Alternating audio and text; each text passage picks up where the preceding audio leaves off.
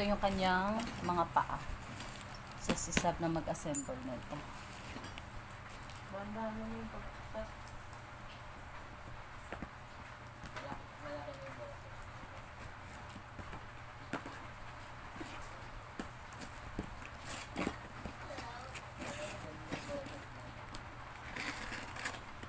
Yung kanyang mga paa.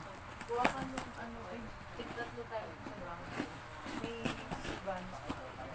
Sabihin nyo pagkakain na ha. Ayan siya guys. Ito yung kanyang mga parts. Ayan. So, sisap na bahala na ito. Ito yung kanyang paa. 4 na paa. So, medyo, may sabi doon sa ano, medyo mahirap daw i-assemble. Pero, bahala na si Sab dyan. So, ito guys, meron siyang screw. Kompleto naman, hopefully. Meron din siyang pang, ano, pang pasikip. Oh. So, ayan. Si Sab na bahala. Ayan. Yung eto kasi guys, binili ko ito para sa 2 bata. Kay Francine and kay Tyron. So, papiliin ko na lang si Francine kung alin yung kulay na gusto niya. I'm sure, mas gusto niya yung white or yung gray. Gray. So, gray daw yung kanya. Kay Tyron yung white. O, Tyron, ito sa'yo, be. Ito yung sinasabi kong surprise.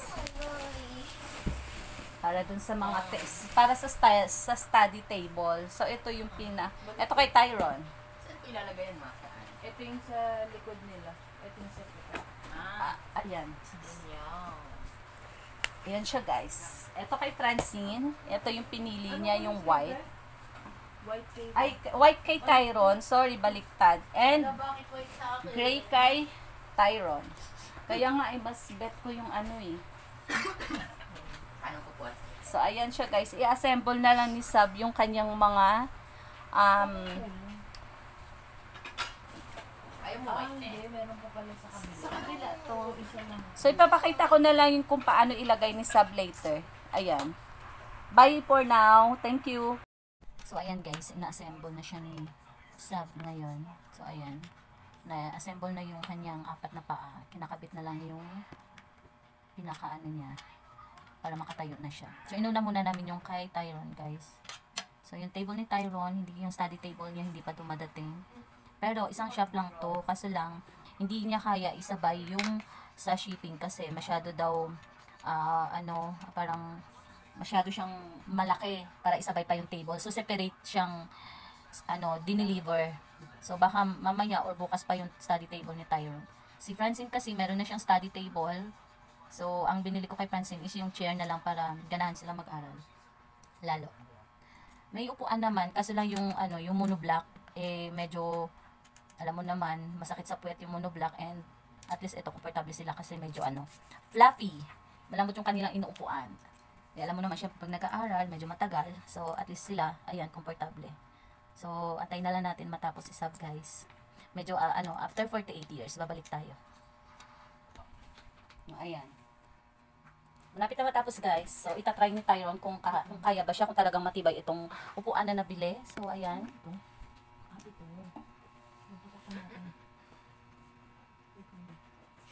Ayan. Malapit na siya, guys, matapos. So, papatry natin kay Tyron kung talagang matibay. Kasi ang ganda ng reviews nito, guys. Matibay daw siya.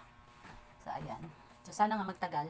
Meron siyang pakita mo yung takip nung ano. Ayan, meron siyang takip, guys. Takip na nung tornilyo, guys. Ayan, diba para kasi hindi siya, hindi mawala. In case na maluwag. So, ayan, ipapatry na natin kay Tyron. Sana dumating na rin yung kanyang table. Hindi kasya doon, ma. Wala na. So, ayan na.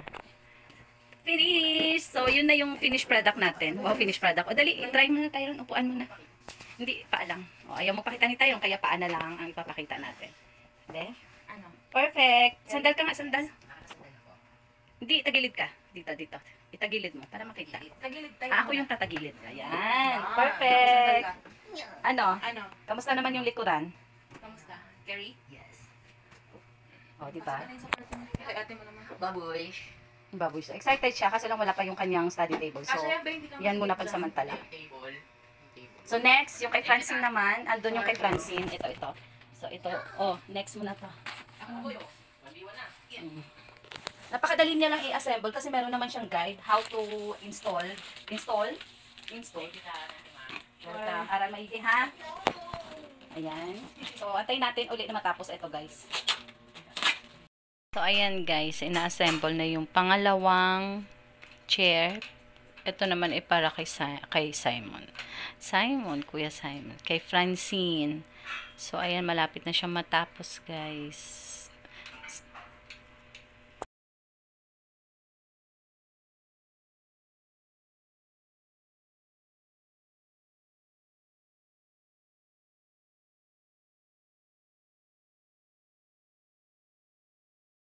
So, ayan guys. Tapos na siya. Medyo struggle kasi hindi pantay yung butas ng screw. Kaya nahirapan si Sab mag-install kanina. So, pero nung nagawa ng paraan, pinilit, ipasok. Kaya ayan, okay na siya. So, ang ganda ng kulay ng gray. Gray yung napili ni Francine kasi mahilig siya sa mga ganyang kulay. Ayaw niya ng mga light color. Kahit sa cortina niya, ganyan din. Yung bedsheet niya, gusto niya mga dark color. Kaya yung room niya, dark. Madilim. Yan lang. Gusto niya lang mga plain. Ayaw niya na may mga print na ano. So, ito na siya. Tapos na lalagay na natin dun sa kanyang study table. Thank you kay Superman sa pag-install. Misto. Medyo nag-struggle siya guys. Dito sa pangalawa. Pero okay naman. So, ayan. Tapos na, di ba? Ang ganda niya lang tingnan. So, elegant. Yan. Guys, dumating na yung study table ni Tyron. Same day din ang dating nung nauna lang yung upuan, pero same shop din sila. Pinaghiwalay lang kasi hindi siya kaya ibalutin siguro nung kasama yung chair. So pinaghiwalay. So nauna dumating yung dalawang chair, tapos sumunod yung study table ni Simons. Ay, ni Tyron. Ay, may ako, Kuya Simon. So ayan guys, i-unboxing na natin. Si Francine kasi meron na siyang study table. So si Tyron na lang yung binilhan ko. So, ayan siya. Hindi na rin po kailangan i-install kasi ano siya folding, natutupi naman siya. Wala nang i-install si side. Dahil na kumbaga. So ayan, wala lang itong second layer. Like patungan ng mga books. Si Francis kasi, meron siyang second layer. Yung kanya may second layer, may patungan ng book. Mga alik-alik. Ito, wala. So ipapatungan naman natin. Kulay siya ng table ni Kuya Simon. Kulay white. Yung kay Francine, ang kinuha ko is yung kahoy. Wood ang kanyang kulay. Wood din siya, pero white naman ito. Yung kay Francine, kahoy na kahoy yung design. So, wait lang. Ayusin na natin. Napakadali lang i-assemble. Install. Ayan. Ganyan lang siya. Open the left side. Open the right side. Tcharan! Okay na. May upuan. Ha? Mas mahaba. Yung kay Francine? Oh, kaya lang yung kay Tyron mas malapad. Mas malapad yung kay Tyron? Oh. So, ayan siya guys. Malapad siya. Mas mahaba yung kay Francine, pero mas malapad yung kay Tyron. Pero same size lang. Hindi, mahaba yung kay ate. One. Francine, mas malapad yung sa'yo. Mas malapad sa'yo. Sukatin mo ng kamay mo. Baka kasi maliit yung kamay ko. So, ayan guys, andito na tayo sa kwarto ni Tyron. Ilalagay na natin yung kanyang table. So, nag-complement yung kulay. White ang chair. White din yung table niya. Wait lang guys, hindi ako passion. Ayan, pass na natin. Pero parang feeling ko, tama lang siya. Tama lang. Hindi. Kailangan nyo yung sigyan sa loob. Wala nang space. Ganyan siya. Pero okay na rin. Hindi naman sasanin tayo. Uy! Perfect! Tyron, halika. Hindi na ako maglalaro. So, ayan guys. Ito yung kanyang table. So, ang bongga, di ba? Look. Yan. So, doon yung kanyang mga abubot. Ayan. Yung kanyang... Sino yun? So, ayan, bongga. May ano na siya. May study table. Ipapakita ko mamaya yung arrangement ng table ni Tyron. So, antayin niyo ako mamaya. Ayan. So, ayan guys. Naayos na natin yung study table ni Tyron. So, ganyan na yung magiging itsura niya. So, andito yung kanyang laptop. Yung kanyang tablet. Ayun. So, 'di ba, mas komportable na siya mag-aral. And sana sipagin siya.